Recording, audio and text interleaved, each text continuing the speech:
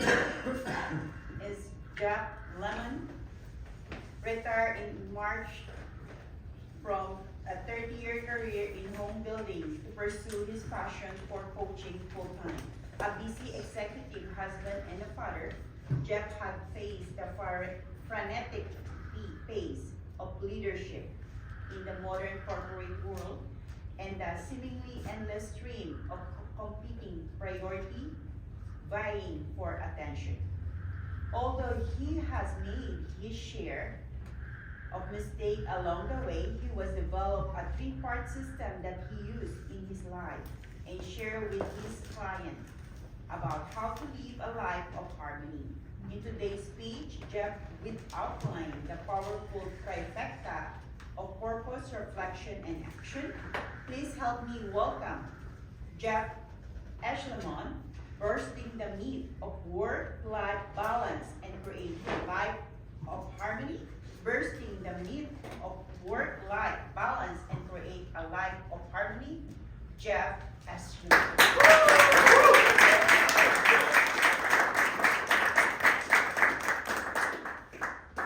Good morning, Toastmasters. Good morning. By a quick show of hands, has anybody in the room ever struggled themselves with work-life balance? Right, several. I've been there. I can relate with you. I can remember really early in my career, I was struggling, I was climbing the corporate ladder, I was doing all the things that I thought I needed to do to be successful. But at the end of the day, what I was actually doing was selling out. And what I was selling out on were things that were vital in my life, like my personal health, my role as a father, and specifically as a husband.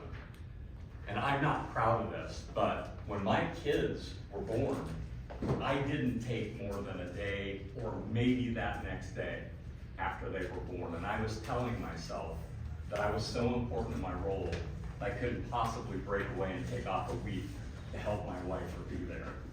And I'm not proud of that. How solipsistic of me. Now, the title of the speech is Busting the Myth of Work-Life Balance.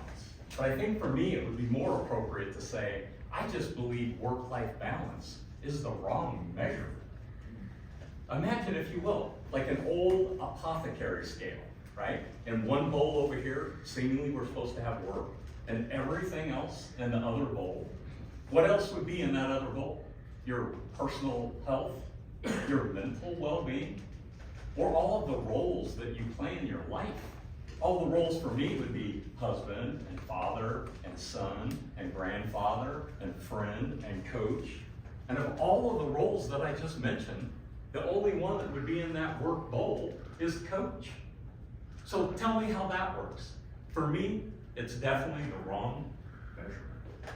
So what I prefer to pursue in my own life is what I refer to as harmony. So I want to tell you, I think you know harmony when you hear it, right? Think about that, for me, that Whitney Houston song. And I will always love you. Okay, so I'm definitely not going to do Whitney and that song any justice, but think about and imagine the power that's in her voice. It can move you. It moved me emotionally. I think you know harmony when you see it. I prefer to think of the Winter Olympics. It's the best athletes in the world coming together to compete. Think about ice skating. Think about the power, the grace, the poise of the best people on the planet in performance. And then they come together and do it as a couple. And it's all of that. It's power, it's grace, it's poise, and it's beautiful, and you know it when you see it. That, for me, is what harmony is all about. Now, I have a three-part system that I use in my life to try and create harmony and maintain harmony for myself and my clients. The very first one is called the one-page plan for life. And for me, This is where purpose occurs. This is simple, it's elegant. Ironically, I figured out any of the things that work well in my personal life through my business. So this has core values. This is who I am. I'm optimistic. I'm a lifetime learner. I'm grateful for what I have. This also talks about my core values. Just one of them says, through careful planning and continual reflection, I live a life in harmony. And then there's purpose. So there's that old proverb that says, where there is no vision, the people do what? Perish. They perish, right? Not a great plan. So I believe purpose, for me anyway, it's the why behind life. It was Nietzsche that said, if you have a powerful enough why, you can endure almost any how. Take it from somebody that's ran about a half a dozen marathons. When you get about mile 16, mile 18, mile 23, you need some powerful why in your life to get you to that finish line. This is also where the goals live. So purpose and goals. Now the second part, and in the middle, is what I call day of Zen. So the Zen process for me, I call it checking out so you can check in.